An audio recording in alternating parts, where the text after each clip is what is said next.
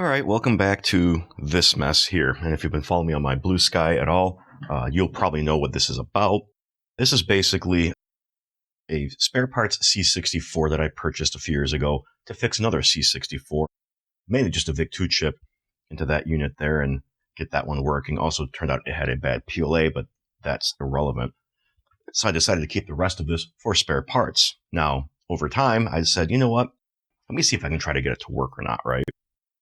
And over time, I went ahead and made some, repairs and changes. Long story short, when I got it, it didn't work at all. And fortunately, the VIC-2 was still working, and I was able to swap it in for the other one. But I wanted to get this one working, so I put a VIC-2 in. Still wasn't working. Put in one of these GAL PLAs.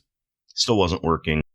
I noticed that the kernel ROM, someone had attempted to try and pry it out. I don't know if they didn't realize there wasn't a socket there or if they had tried to desolder it and it didn't work right.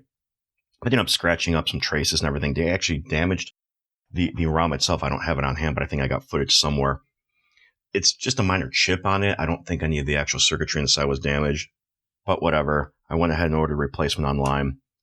Messing with it time and time and time again, repairing bad traces, socketing other RAM chips so I can take them out and try them. Got to the point where I'm just like, I have to table this thing. Then I went to go and work on an IBM 5150. I wanted to max out the RAM on board there. And I had bought some extra RAM chips, but some of them didn't work, so I didn't have enough. So I said, well, since this is just sitting here, let me pull them from here. And this RAM chip here, one of the first ones that I had replaced, it had tested good at the time, stopped working. And I didn't know about that until the IBM 5150. So I went ahead and I took a RAM chip, and because I had some extras from another project, just threw it in here and it came to life mostly. There was garbled text on screen and everything. So I surmised it might be the character ROM. But after some research, I found that it could also have been U26 or I forget what other chip it was. It's in the short now. If I remember, I'll link it below. But the two chips that it could have been were not socketed. But I had one on hand. I ordered the other one just in case. I also ordered a new character ROM. Put the character ROM in first because that was socketed, so it was the easiest one to test, and it worked. So that's what you saw in the short. And so I went ahead and got it working. And then during testing, after the fact, because I still had to finish testing everything, take care of the case, take care of the keyboard and all that. And after all the diagnostics and everything, two issues. One, this keyboard here is giving me problems. There's some ghost typing or random characters being typed in, and I verified that by taking the other keyboard that I've got, plugging in, worked fine. The other issue, unfortunately, has to do with this chip here under this heatsink. This is the SID. It doesn't work anymore. It worked 6 months ago.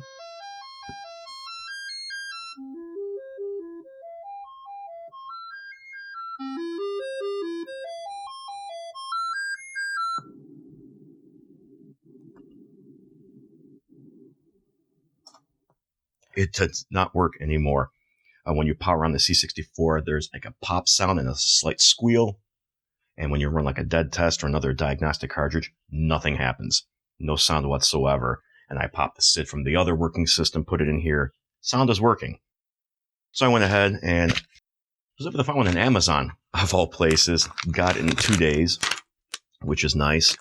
I don't like the fact that they just stuck it in regular foam and not anti-static foam, but whatever. I'm sure it works. We'll have to test it and see.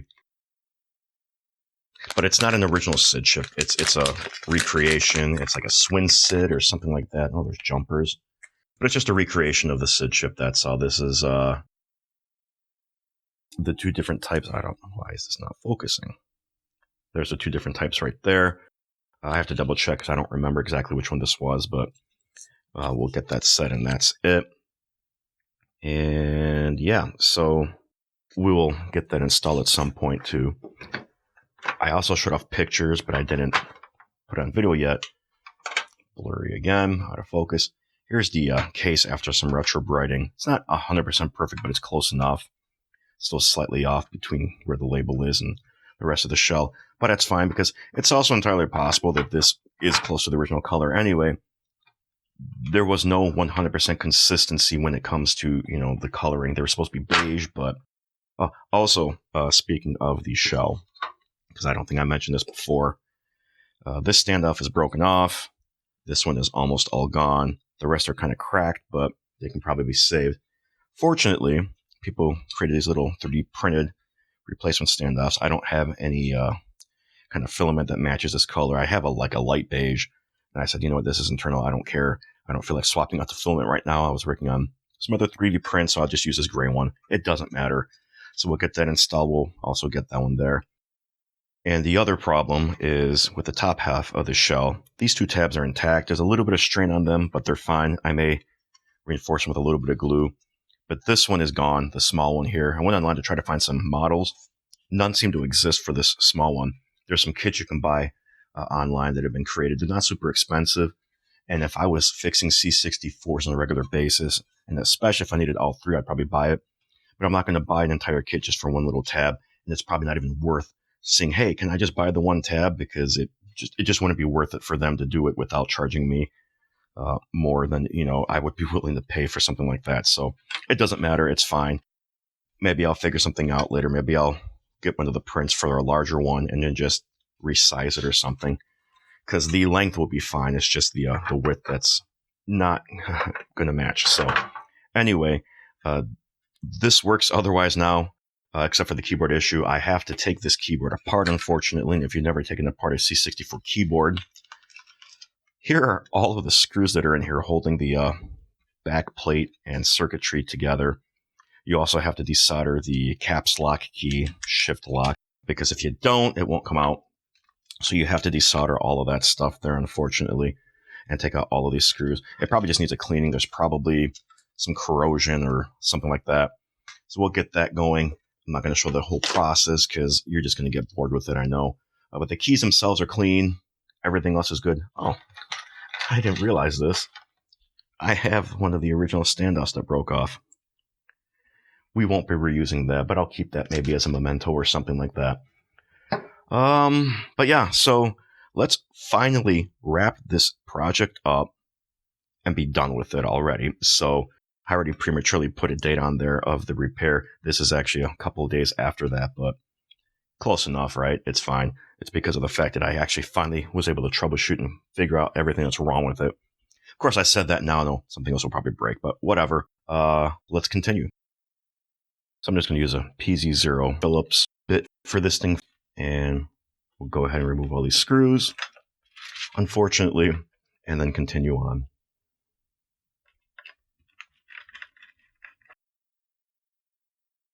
All right, let's go ahead and desolder these wires.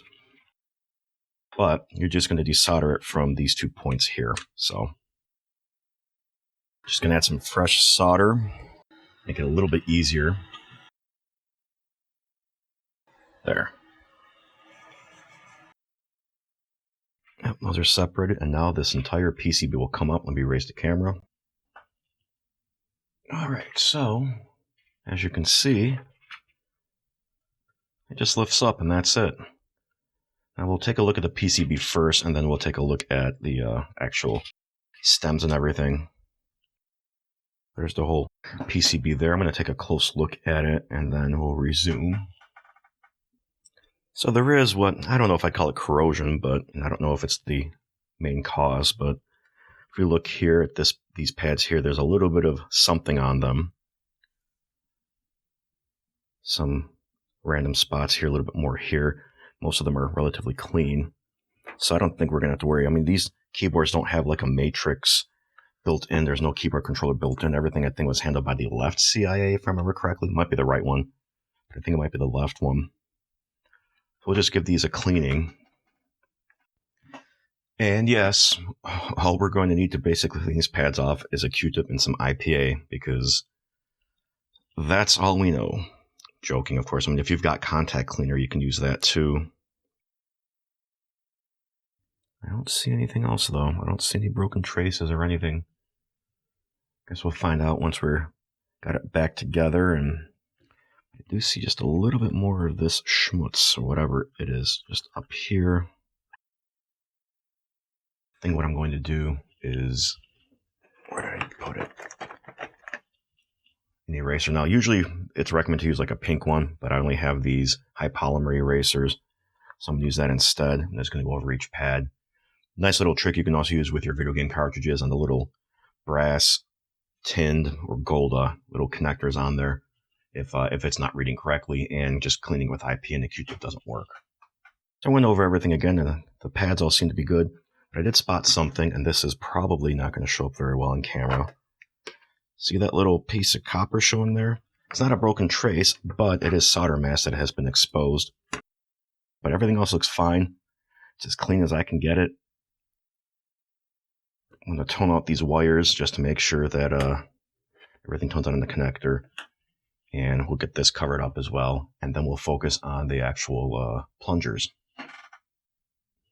Good news, these all tone out, so there are no breaks in the wire. If this was the problem, should be all set. Moving on to these plungers. These are a little annoying to deal with because they can pop out and fly around. And actually, we'll pull this one out. But the way they work is, here's the stem itself where the keycap attaches to, and it's got this little rubber carbon pad on there, basically similar to if you've ever opened up like an NES controller, Super NES controller, something like that. It's a little silicon rubber membrane. It's got that little black dot on the bottom of it that makes contact with the pads, shorts them out, and sends signals to the console to say, hey, I'm pushing the A button or start or whatever. And these work, basically the same way. And there's two ways you can go about cleaning them. One, you can, again, Q-tip and IPA and just very lightly rub it. You don't want to rub it too much because you're going to remove too much of the carbon coating on there, and then it won't work at all, and you'll have to get yourself some carbon paint, something like that, a carbon pen, and go back over. The other thing that people have done, if I can find an example here, so just take a sheet of paper, and as I put the thing back in its home, and just lightly rub it, and you'll see it leaves a little bit of that carbon there. You don't want to do it too much, but just very gently rubbing it. I'm going to do that, and we'll be back. Actually, scratch it. What I'm going to do is I'm going to remove all the plungers first so I can clean the frame itself because it's pretty dusty on the other side. This side of it's not too bad, but I'm going to get the other side for sure because it's definitely kind of messed up. So I got to dump these into a container so I don't lose them. I'll give the top a wipe, and then I'll go through and take care of all these, and then we'll slowly put this back together. And I've got them all back in. And of course, I lost audio for the rest of this segment here. We're just going to go ahead and do what we need to do here. I went ahead and took care of the rest of the contact pads and everything. I'm trying to get this paper to focus and for it to not be washed out. But as you'll see, it kind of sort of looks like the same thing as you would if you were just doodling with a pencil, whatever. Similar concept. But anyway, I got them all done. I put all the plungers back in. We're going to try to get the rest of this keyboard back together.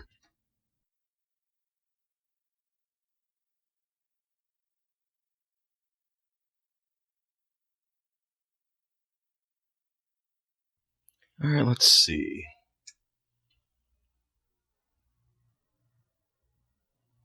I don't see any random keys being pressed. And yes, I know this is upside down.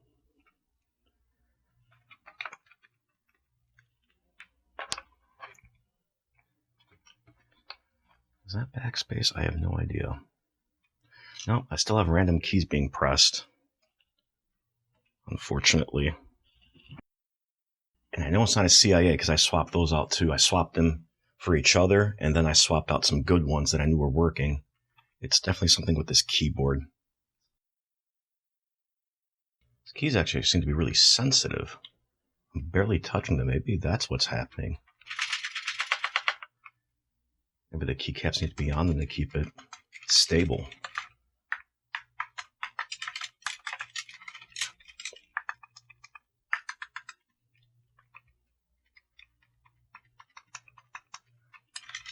Kind of neat though. So I think what I'm going to do is reassemble it. Unfortunately, we get the keycaps back on and hope for the best. All right. I think we're good to go here. These should be dry by now. It's been several hours. Should have left it 24 hours, but I'm a little impatient today. So we're going to go ahead and I don't have any shielding or anything to put in. I don't think we're going to need it. Of course, I have to remember where every screw goes. Everything lines up, though. That's a good sign. So I've got 6 of these really short screws, and I'm assuming that these are what goes here. I also have some longer ones, and I think that that's for the keyboard itself, based on these standoffs, as well as the bottom casing screwing it to the top. So hope I'm right, because I don't want to break anything any further than it already is. Again, like I said, it's very fragile plastic.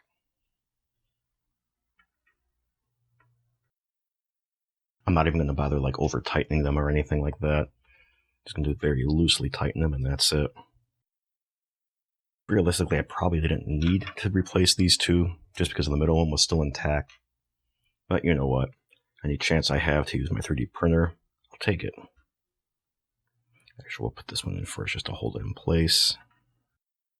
The other reason you don't want to over tighten the screws if you're not going to put the shielding back in is that you don't have that extra thickness in place. So, springs for the keyboard, that'll come later. Although not too much later, because we're going to have to reattach it to the top housing now. And don't worry, we'll take care of that empty socket in a bit.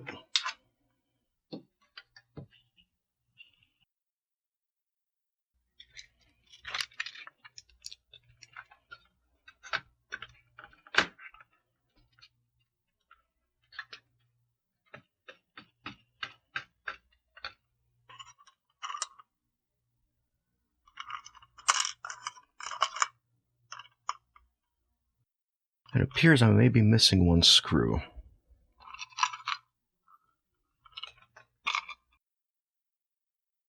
I am, so either the keyboard's going to get shortchanged or the outer housing is going to get shortchanged.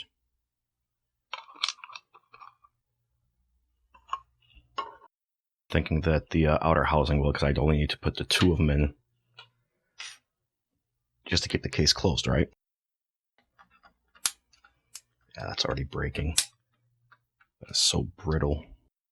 And I am counterclockwise screwing them in for a little bit just to get them to pop in, hopefully catching the threads so that they don't cross thread, because that'll also cause it to put pressure outward and expand it outward and just add to the problem. Oh, you know what? Look what was hiding among the springs. Yep, that's broken plastic there.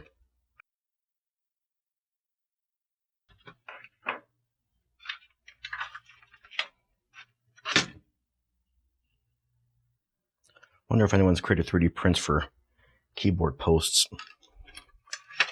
Oh well.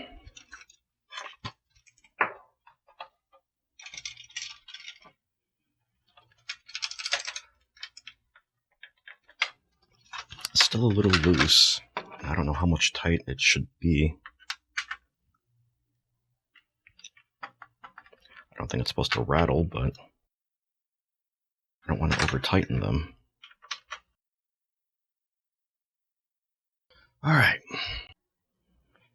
With regard to this Swinsid or Swinsid clone or something like that, according to the description, jumper 1 needs to be closed, jumper 2 open, so I just set this here just to keep it. And it is set to the 6581, which is what the original SID is in this series of boards. I believe that the other one, which is the 8580, was on the shortboard C64s, mainly the C64Cs. I believe these use 12 volt and those use 5, so where is the... So there's the indicator. There we go. And before we close up the top and finish the keyboard up, we'll hook this up, make sure everything works. I'm just going to put a dead test in.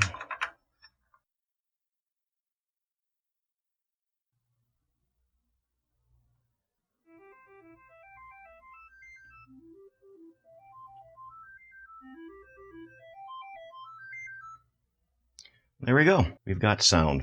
So, let's finish this project up finally.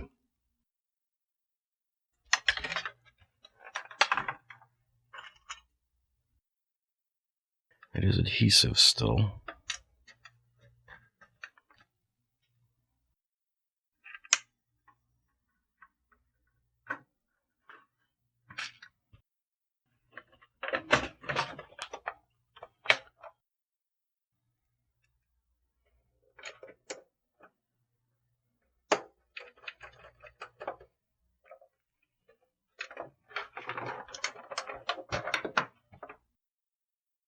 One thing to be mindful of is when you put this back together, try to keep the spacebar spring separate because it's a little longer than the rest. And if you do this, you're going to have a hard time. So I got lucky, found it relatively quickly, but you can see the size difference right there. Not much, but enough. And really, you just put them back on like that. And I'm not going to bore you with this, so I'm going to take care of this off camera. And we'll put the keycaps back on. And done. The caps lock, shift lock does not get one because it's already got one. I'm not going to put that one on yet until I'm ready to put the keyboard, the spacebar back on because it's going to be a little bit difficult. Now the hard part, remembering where everything goes. There's some obvious keys, of course, such as the F keys, 1, 3, 5, 7. But the rest are going to be a pain, so I'm not going to bore you with that. We'll be back. And there they are. Everything except the spacebar, of course, because I said I want to do that one last. Spring. Next, the stabilizer bar.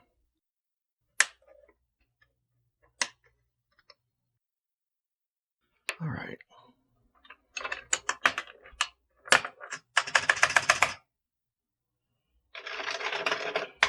Hopefully that is it.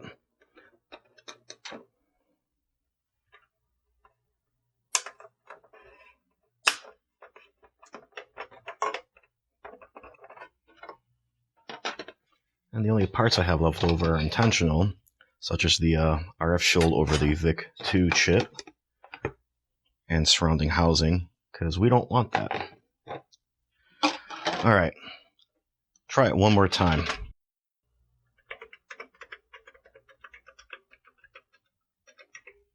So that was it. It's just because of the fact that there were no springs holding everything together. Cool.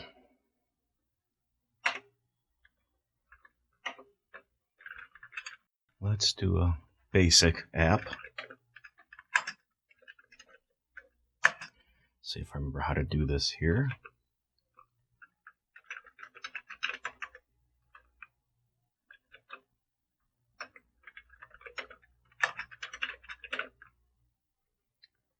And hit the run button. No. Oops, would help if I knew how to type. And of course, there we go. There are some jail bars visible. It's even more apparent on the camera, but that's also combined with the Moyer pattern. So, but it's working. Yay! After all this time, all of these years, this thing is finally working back to its original, hopefully, self. Alrighty. Actually, there's one more thing to do before we wrap this up. I forgot about the feet.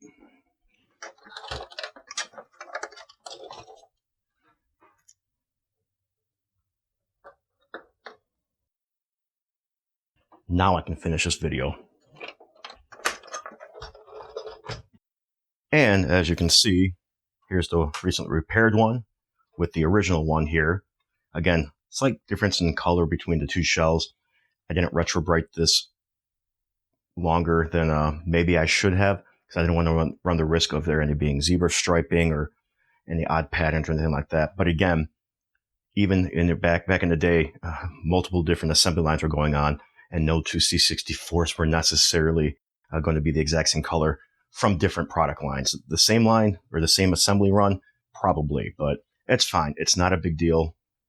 It's probably going to yellow at some point again anyway. So here's the thing though. Do I need two of them? No, most people don't.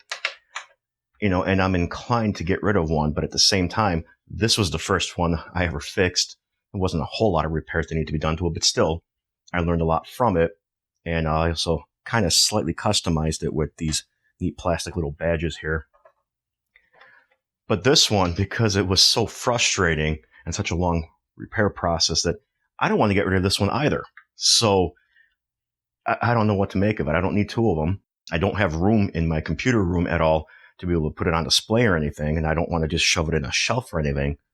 Technically, though, a lot of people use these C64s as their primary game console. It could go in the game room if I had room there too. Suppose I could always print some wall mounts for it and mount it to the wall. A lot of those options out there. So we'll see. But it's been a long journey, way too long in my opinion, and I'm just glad that it's over with. So what did you guys think? Anything throughout the entire journey I should have done differently? I'm pretty sure there are, but it is what it is. So leave some comments down below. Let me know your stories. Otherwise, thanks. I'll catch you later.